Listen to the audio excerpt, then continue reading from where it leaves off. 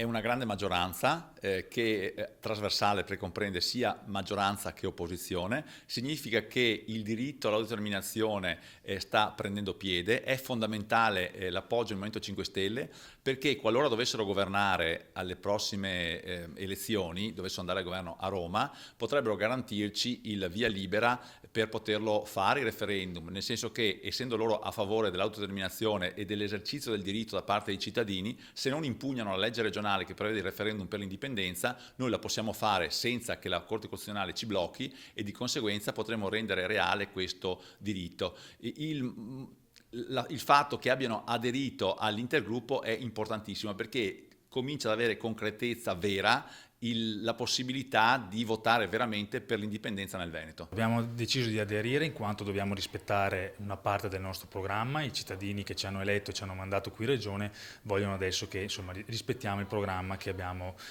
presentato. E noi rispettiamo la posizione del Movimento 5 Stelle, che innanzitutto è quella di voler dare la voce ai bisogni della gente, e questo lo vorremmo fare attraverso l'istituzione di un referendum, lo strumento referendario.